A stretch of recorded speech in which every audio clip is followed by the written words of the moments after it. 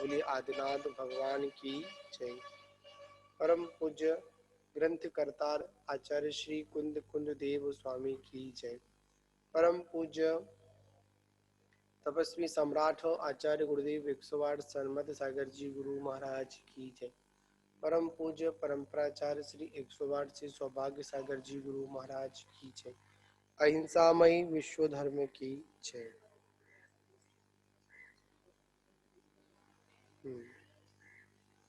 हम लोग यहाँ पर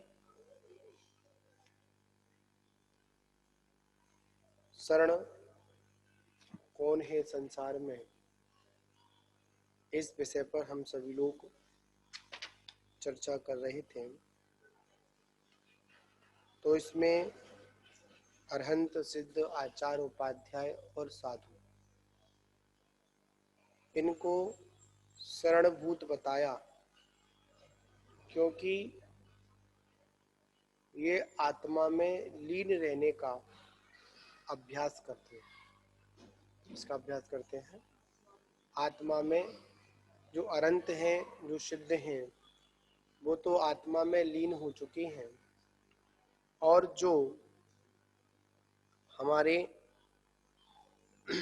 आचार्य उपाध्याय और साधु हैं, वो आत्मा में लीन होने का निरंतर अभ्यास करते हैं और अपनी आत्मा का ही अनुचिंतन करते हैं।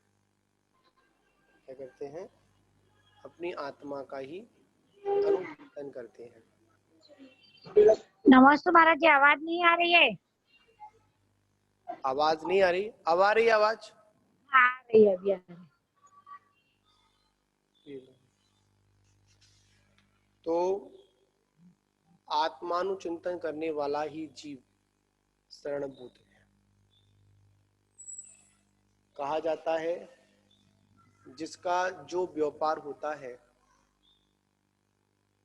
जिसका जो बिजनेस होता है,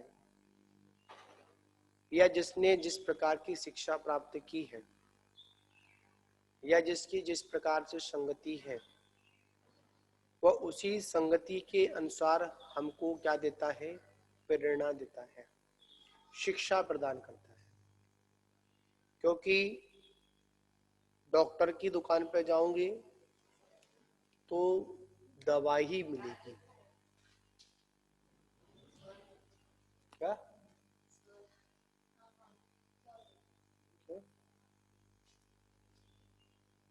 और अगर हम किसी परचूनी की दुकान पर जाते हैं तो वहां पर मिर्च मसाले ही मिलते हैं,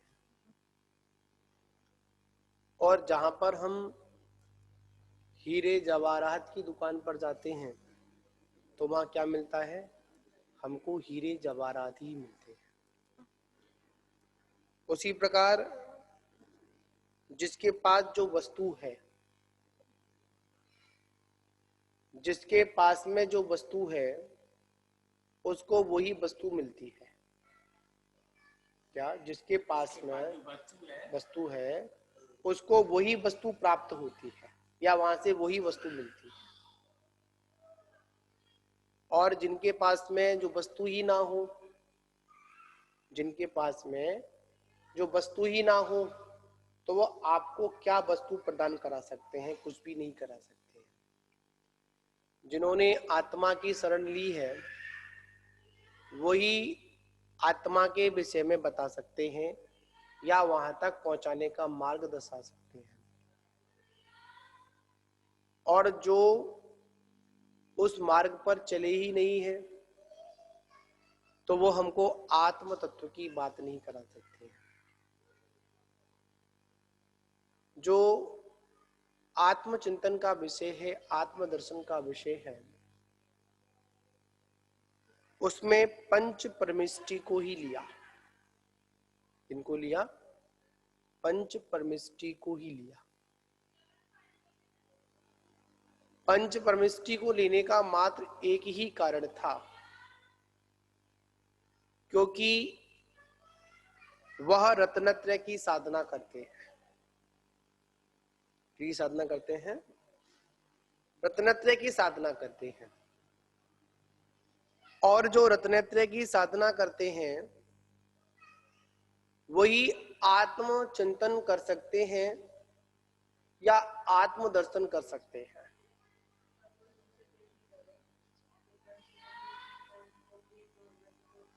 हाँ, यहाँ पर कोई पूछे आपने पंच परमिष्टि की शरण क्यों ली, तो अपन यहाँ पर यही कहेंगे पंच परमिष्टि की शरण हमने इसलिए ली है क्योंकि वो आत्मा की शरण में है। क्या? आत्म शरण में है, आत्म चिंतन करते हैं। क्या करते हैं? आत्म शरण में है, आत्मानुचिंतन करते हैं। और हमको भी क्या करना है? अपनी आत्मा का ही चिंतन करना है। हम जब इनके आत्मचिंतन के बारे में सुनते हैं या इनके आत्मचिंतन के बारे में जब समझते हैं तो क्या होता है, हमारे अंदर भी आत्मचिंतन करने की भावना प्रकट होती है। इसलिए आचार्य प्रवर कहते हैं हम संयमी लोगों की संगति करें, जो गुणों में श्रेष्ठ हैं उनकी संगति करें। क्यों करें? उनकी संगति से हमारे अंदर भी ऐसा भाव आता है कि मैं भी इन जैसा बनूं। कैसा भाव आता है? जैसा बनूं। इन जैसा बनूं। जब आप किसी वीतरागी सर्वज्ञ प्रभु के चरणों में आते हैं, कहाँ आते हैं?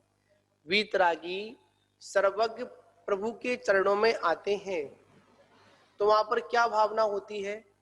मैं भी इन जैसा बनूं। इनके गुणों का ख्याल आता है। किनका ख्याल आता है?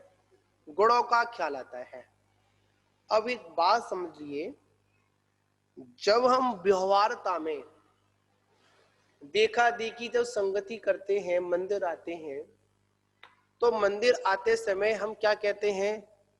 हमें पाप नहीं करना चाहिए, हमें झूठ नहीं बोलना चाहिए, हमें पाप नहीं करना चाहिए, हमें झूठ नहीं बोलना चाहिए। अनेक अनेक प्रकार की हम बातें करते हैं। चाहे हम घर में आयतनाचारवक पूर्व प्रवृत्ति कर रही हो, क्या कर रहे हो? ग्रस्त जीवन में हम लोग आयतनाचार पूर्वक प्रवृत्ति कर रहे हो, प्रमाद युक्त क्रिया कर रहे हो, चाहे हमारे द्वारा जाने कितनी जीवों की हिंसा वहां पर हो रही हो, जब हम मंदिर जी में प्रवेश करेंगे, जब किसी धार्मिक स्थलों पर पहुंचते हैं या किसी निर्गंत गुरु आदि की सानिध्य में पहुंचते हैं, तो वहां पर अगर हमारे पास चींटी भी आ जाती है तो हम वहां पर यत्नाचार पूर्वक प्रवृत्ति करते हैं। क्या करते हैं? यत्नाचार पूर्वक प्रवृत्ति करते हैं। चाहे हम घर की वस्तु को कैसे भी खिसका देते हो, पर मंदिर में अगर कोई वस्तु खिसका रहे हैं या किसी वस्तु को रख रहे हैं तो वहां पर हम एक समय के लिए वहां की भूमि का परीक्षण कर लेते हैं, निरीक्षण कर लेते हैं। कहीं यहाँ पर क्या नहीं है? कोई जीव आदि तो यहाँ पर नहीं है। कहीं मेरे खिसकाने से, कहीं मेरे उठाने से, कहीं में रखने से कहीं क्या ना हो जाए, इसकी विराधना ना हो जाए। क्या ना हो जाए? इसकी विराधना ना हो जाए। ऐसा क्या करते हैं? ऐसा हम यत्नाचार पूर्वक प्रवृत्ति करते हैं। क्यों करते हैं? इसका मात्र यही कारण है कि हम भगवान की शरण में आए हैं। हमारी मानसिकता क्या बन गई है? हम किसकी शरण में बैठे हैं? हम साक्षात भगवान की शरण में बैठे हैं। इसलिए मंदिरों में अधिकांश पाप करने से व्यक्ति बचता है। क्या करता है? मंदिरों में क्या करता है? पाप नहीं करता है। क्यों नहीं करता है? जो मंदिर है, अगर मंदिर की वास्तविकता में परिभाषा को समझा जाएगा तो आचार्य कहते हैं मंदिर वही है कि जो हमको मन के अंदर लेकर जाए। कहां पर लेके जाए? मन अंदर। वो क्या है? मंदिर। मंदिर शब्द कैसे बना? मंदिर क्या है? मन के अंदर जाना ही मंदिर है। मतलब मंदिर वो है कि जहां पर आकर हमारी जो हमारे अविचार है, कुविचार है, खोटे विचार हैं, वो यहाँ आकर कैसे होते हैं? यहाँ पर आकर वो शुद्ध होते हैं। चाहे हम बाहर कितनी भी कसाई करें, चाहे अभद्र भाषा का प्रयोग करें, पर जैसे ही हम अपने गुणों से, जो अपने से गुणों से पूज्य होते हैं या जिनको हम अपनों से गुणों से पूज्य समझ, अपने से बड़ा समझते हैं, उनके सामने ऑटोमेटिक आदर की भावना आ ही जाती है। क्या आ जाती है? आदर की भावना आई जाती है। तो इसलिए आचार्य क्या कर रहे हैं, हम किसकी शरण में जाएं? हम उनकी शरण में जाएं जो वास्तविकता शरणभूत है। हाँ, तो शरणभूत कौन है? अगर वास्तविकता में शरणभूत है तो वही शरणभूत है जो आत्मा में स्थिर है या आत्मचिंतन में लगे हैं, वही हमको आत्मचिंतन की प्रेरणा देंगे। कोई दूसरा हमको आत्मचिंतन की प्रेरणा देने वाला नहीं है। तो इसमें आचार्य भगवंत यहां पर कह रहे हैं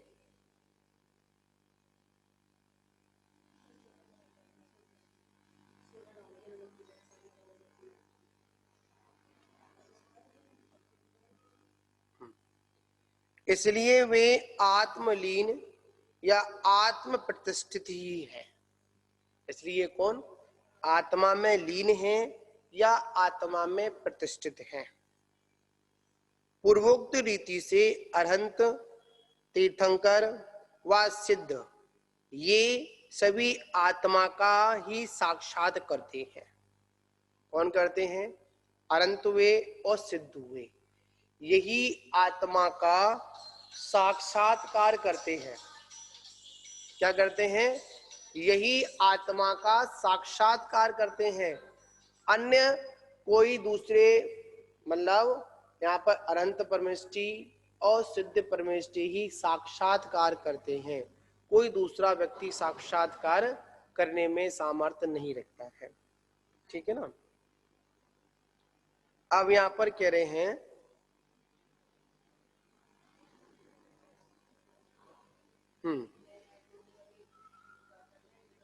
सुन भाई ना, तो यहाँ पर कह रहे हैं केवली भगवान समस्त शास्त्र, केवली भगवान समस्त पदार्थों को देखते व जानते हैं।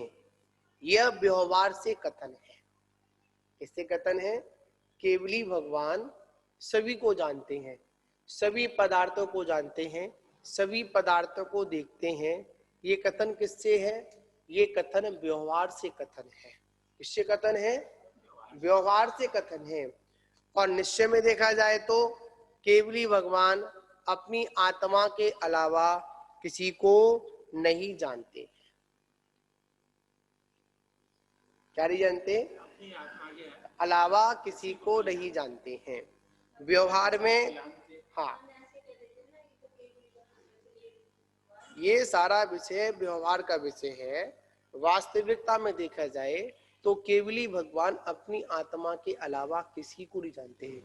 केवल यानी इसमें कह रहे हैं परमार्थता, परमार्थता तो केवली, केवल यानी नियमतः निज आत्मा को ही देखते व जानते हैं।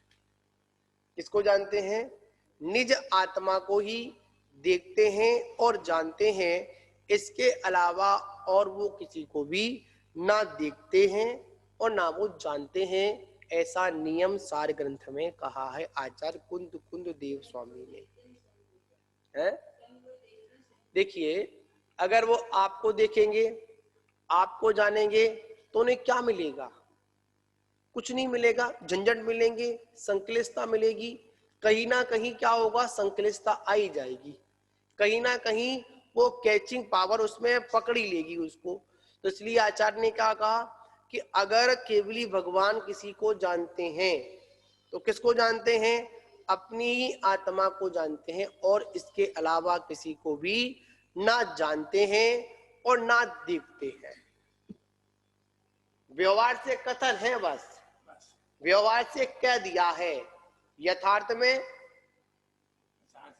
केवल अपनी आत्मा को ज्ञाता दृष्टा, हाँ, बस अपनी आत्मा को, बस इसके अलावा किसी के पदार्थों को, संसार में जितने भी पदार्थ हैं उन सभी पदार्थों को ना देखते हैं और ना वो जानते हैं, मात्र अपनी आत्मा को ही जानते हैं। और ये कथन आता है कि केवली भगवान सभी को जानते हैं, ये व्यवहारने से कथन है, समझने के लिए कथन है। यथार्थ में तो केवली भगवान किसी को ना जानते हैं और ना किसी को जानना चाहते हैं। मोक्ष प्रावर्त की टीका में कहा है, क्या कहा है? तो कह रहे हैं केवलेते सेवते निजात्मनि एकलो ली भावेन तिष्ठति इति केवलः। तो कह रहे हैं केवल वो ज्ञान है, केवल वो ज्ञान है जो निज आत्मा में ही तन्मय होकर स्थित होता है। अपनी आत्मा में तन्मय हाँ, हो जाता है। केवल क्या है? केवल में मात्र एक ही शब्द है, मात्र अपनी आत्मा। कौन सी आत्मा? अपनी ही आत्मा, दूसरे की आत्मा नहीं। यहाँ पर अपनी भी नहीं लिया, यहाँ पर लिया निज आत्मा, जो स्वयं की आत्मा है उसमें। अगर वास्तविकता, अगर केवल की परिभाषा करें, केवल वो ज्ञान है, केवल वो ज्ञान है जो निज आत्मा में ही तन्मय होकर स्थिर होता है। क्या होता है? स्थिर होता है।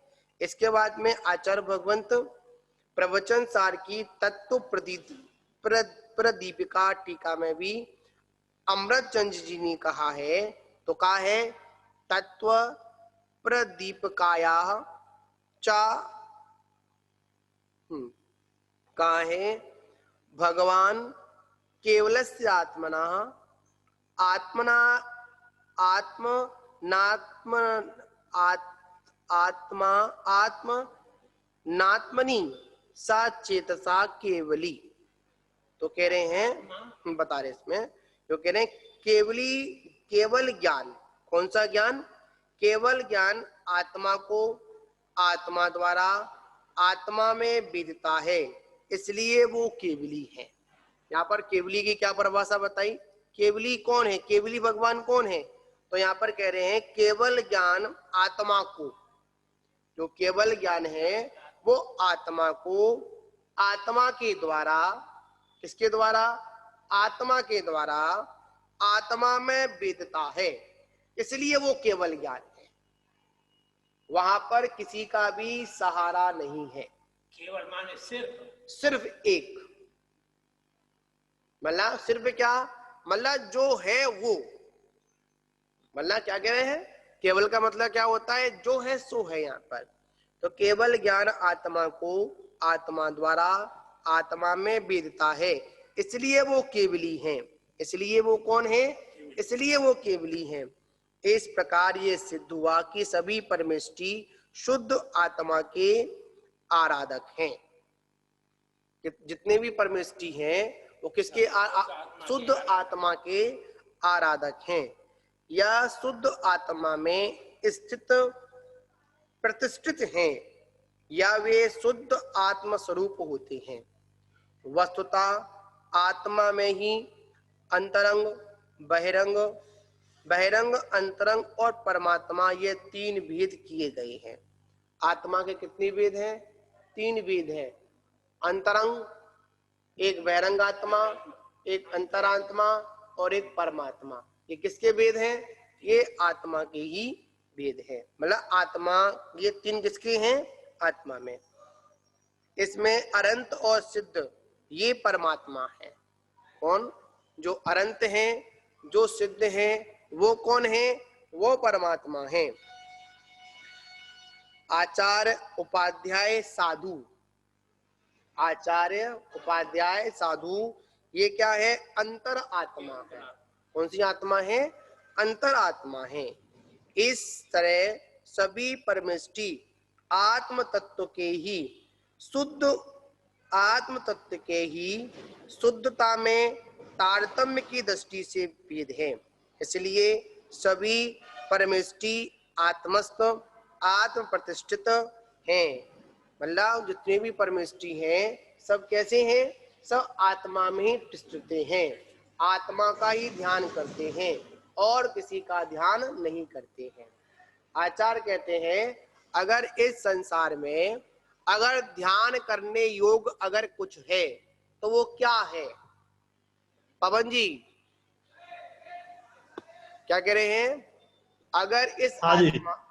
अगर इस संसार में अगर ध्यान करने अगर कुछ है तो वो क्या है? मात्र मेरी आत्मा। इसके अलावा कुछ भी ध्यान करने योग्य संसार में है ही नहीं है। वो भी किसकी आत्मा? अपनी निज आत्मा। जब हम निज आत्मा का चिंतन करते हैं, जब निज आत्मा का ध्यान करते हैं तो क्या प्रकट होता है? तब वहां पर जाकर हमको एक ज्ञान प्रकट होता है। उसको क्या कहते हैं? केवल ज्ञान कहते हैं। सच्चा ज्ञान। क्या? जब हम अपनी आत्मा में स्थिर होते हैं, कहां पर होते हैं? जब हम अपनी आत्मा में स्थिर होते हैं तब तो क्या प्रकट होता है? सिर्फ एक ज्ञान प्रकट होता है। उसे क्या कहते हैं अपन? केवल ज्ञान कहते हैं।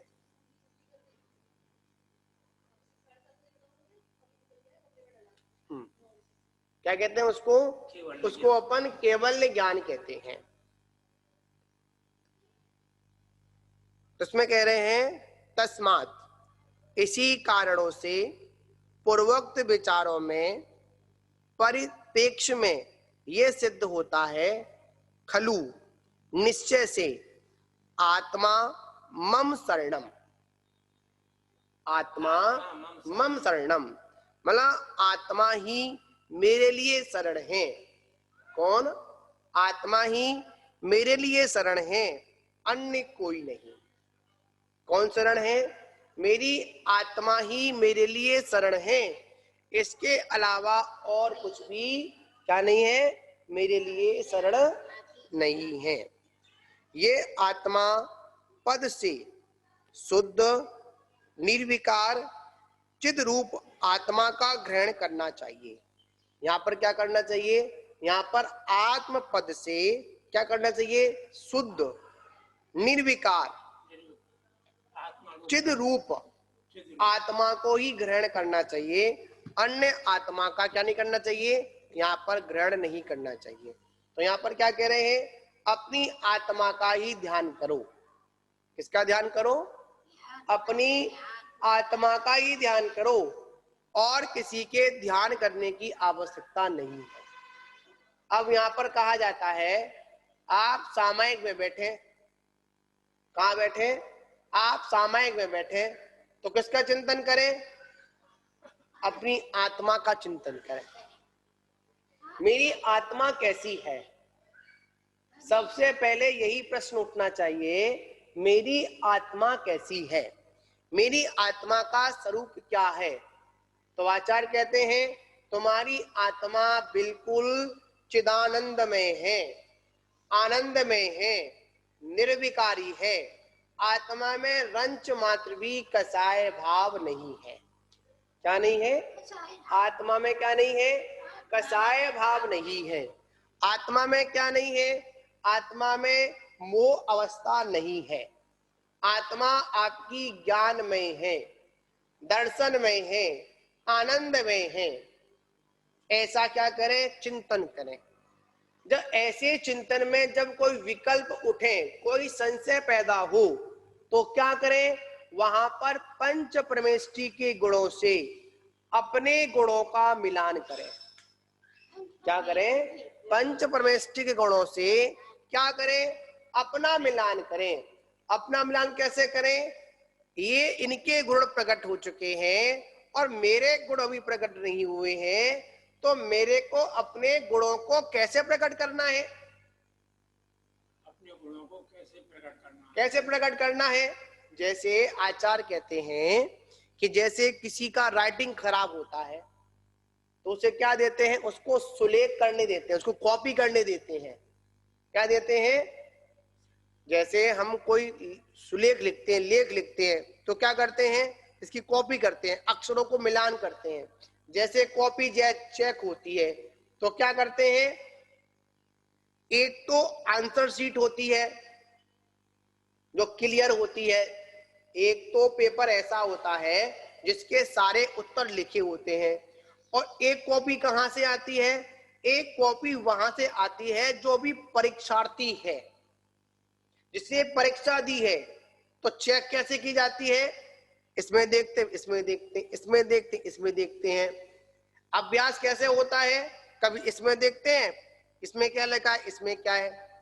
उसके बाद जब हमको अभ्यास हो जाता है तो हमको आंसर शीट की आवश्यकता नहीं पड़ती है। आपने अपनी कॉपी चेक की थी स्कूल में, तो 1 2 3 बार तो जहां पर वो आंसर लिखा है उसको देखकर चेक करना पड़ता था, चेक किया होगा। और जब वो हमको आंसर याद हो गया, हमारे ख्याल में हो गया, तो हमको फिर वो आंसर शीट देखने की आवश्यकता नहीं पड़ती है। क्या देखने की आवश्यकता नहीं पड़ती है, जो आंसर शीट है, क्या है, जो आंसर शीट है उसको देखने की आवश्यकता नहीं पड़ती है। फिर क्या करते हैं, इधर तुरंत चेक करते चले जाते हैं। तो शुरुआत में तो अपने गुणों को सुधार, अपने गुणों को व्यवस्थित करने के लिए, अपने गुणों को जानने के लिए गुणवान व्यक्तियों की शरण लेनी पड़ती है। किनकी, जो गुणवान हैं, जो गुणों में श्रेष्ठ हैं, ऐसे लोगों की शरण को लेना पड़ता है। और जब हमको वो याद हो जाता है, तब जब पाठ हमको याद हो जाता है तब तो क्या होता है, फिर हमको सहारा नहीं लेना पड़ता। क्या नहीं लेना पड़ता है, सहारा नहीं लेना पड़ता है। जब तक हमको पूजा याद नहीं है, क्या नहीं है, जब तक हमको पूजन याद नहीं है तब तक तो जिनवाणी का सहारा लेना पड़ेगा। क्या लेना पड़ेगा, जिनवाणी का सहारा लेना पड़ेगा। और जब हमको पूजा याद हो जाएगी तब तो हमको जिनवाणी का सहारा नहीं, अपने ही सहारे से, अपने ही उपयोग से क्या करना पड़ेगा, क्या करना पड़ेगा, अपने उपयोग को संभालकर उनका पाठ करना पड़ेगा। तो यहाँ पर आचार्य यही कह रहे हैं कि जब तक आपके गुण प्रकट नहीं होंगे तब तक आपको किनका सहारा लेना पड़ेगा, परमात्मा का सहारा लेना पड़ेगा। मतलब जो परम पद में स्थित हैं, ऐसे पंच परमेष्ठी का सहारा लेना पड़ेगा। और जब आपको वो पाठ्यक्रम याद हो जाएगा तो वहां पर किसी की भी आवश्यकता नहीं पड़ेगी। तो वहां पर क्या, आत्मा के द्वारा आत्मा का, आत्मा ही वेदन करेगा तो वो क्या प्रकट होगा, ऐसा असहा केवल ज्ञान प्रकट होगा, किसी के सहारे की आवश्यकता नहीं पड़ेगी। तो कह रहे हैं आत्मा का चिन्मय ही भाव है। आत्मा का कैसा भाव है, चिन्मय चिन्मय ही भाव है। कैसा भाव है, आत्मा का चिन्मय ही भाव है। और जो अन्य भाव हैं वह वास्तव में दूसरे के भाव है, इसलिए वह एक चिन्मय भाव ही ग्रहण करें, ग्रहण करने, आचरण करने योग्य है। अन्य भाव कैसे हैं, अन्य भाव त्यागने योग्य हैं। अगर इस संसार में अगर कुछ ग्रहण करने योग्य है, कौन से भाव हैं, जो आत्मा के भाव हैं वही ग्रहण करने योग्य हैं। इसके अलावा सारे भाव कैसे हैं, सारे भाव छोड़ने योग्य हैं। वस्तुतः सभी ज्ञानी साधक शुद्ध आत्मा का ही अनुभव करते हैं। किसका अनुभव करते हैं, जो ज्ञानी पुरुष हैं, किसका अनुभव करते हैं, शुद्ध आत्मा का ही अनुभव करते हैं और उसी के लिए प्रयत्नशील रहते हैं। इसके लिए यहाँ पर जो शुद्ध आत्मा का अनुभव करते, इसमें कौन आ जाएगा, इसमें अनंत और सिद्ध आ जाएंगे।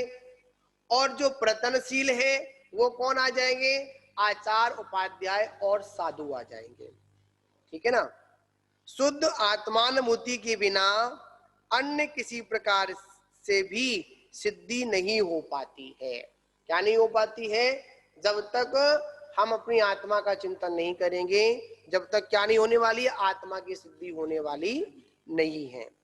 हम तो अनंत चैतन्य मूर्ति का ही निरंतर अनुभव किया करते हैं। क्या कह रहे हैं? हम तो अनंत चिन्मय मूर्ति का ही निरंतर अनुभव किया करते हैं, इसके सिवाय अन्य उपायों से साध्य की सिद्धि न होगी। मतलब अगर हम यहाँ कह रहे हैं, अगर हम ऐसा अनुभव नहीं करेंगे, अगर सिद्ध चेतन आत्मा का अनुभव नहीं करेंगे, तो हमारे कार्य की सिद्धि होने वाली नहीं है। इसलिए हे ज्ञानी, क्या करें? इसलिए हे ज्ञानी, आत्मा से अन्य कोई भी पदार्थ ऐसा नहीं है जो शरण योग्य हो। क्या कह रहे हैं? आत्मा के अलावा ऐसा कोई पदार्थ नहीं है जो शरण योग्य हो। व्यवहार ने से प्राथमिक भूमिका में पंच परमेष्ठियों की शरण लेनी, मतलब पंच परमेष्ठियों की शरण लेनी ही चाहिए। क्या कह रहे हैं? पंच परमेष्ठि की शरण लेनी चाहिए, क्योंकि वैसा करना विषय, कसाय और दुर्ध्यान से बचने के लिए उपयोगी है। अगर क्या है, अगर हमको दुर्ध्यान से बचना तो क्या करना पड़ेगा? हमको व्यवहार में पंच परमेष्ठि की शरण लेनी पड़ेगी। किंतु ऊपर की भूमिका में निश्चय का आश्रय लेने से शुद्ध आत्मा ही शरण है, अन्य कोई शरण नहीं है। शुभ उपयोग से हटकर शुद्धोपयोग का आश्रय लेने पर या जैसे जैसे निश्चय ध्यान दृढ़ होता जाता है, वैसे वैसे स्वतः ही शुभ उपयोग की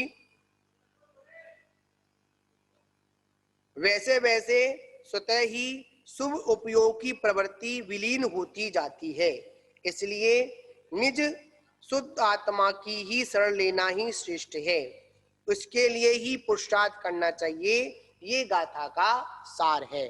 पवन जी, इसमें एक बड़ी महत्वपूर्ण बात कही, आपने सुना होगा, जैसे जैसे हमारा जो निश्चय जो ध्यान है, जो आत्मा का ध्यान है, जैसे जैसे दृढ़ होता जाता है, जैसे जैसे मजबूत होता जाता है, वैसे वैसे जो शुभ उपयोग है, कौन सा उपयोग है? जो शुभ उपयोग की जो प्रवृत्ति है वो ऑटोमेटिक विलीन होती जाती है, करनी नहीं पड़ती है। मतलब यहाँ पर यह है, अशुभ उपयोग को तो हटाना पड़ता है, और जो शुभ उपयोग है वह जैसे ही हमारा मतलब जैसे ही हमारा निश्चय ध्यान बनता है तो क्या होता है, वैसे वैसे वो क्या होता है, वो ऑटोमेटिक जो शुभ उपयोग है वो क्या हो जाता है, विलीन हो जाता है, वहां पर करने की आवश्यकता नहीं पड़ती है। इस बात को समझना है हम लोगों को, ठीक है ना? तो यहाँ पर एक ही बात आचार्य कह रहे हैं, इस संसार में अगर कोई शरणभूत है तो वो क्या है? मेरी आत्मा। आत्मा के अलावा और कुछ भी शरणभूत नहीं है, शरण के योग्य नहीं है। ठीक है ना? आज इतना ही करते हैं। बोलिए महावीर भगवान की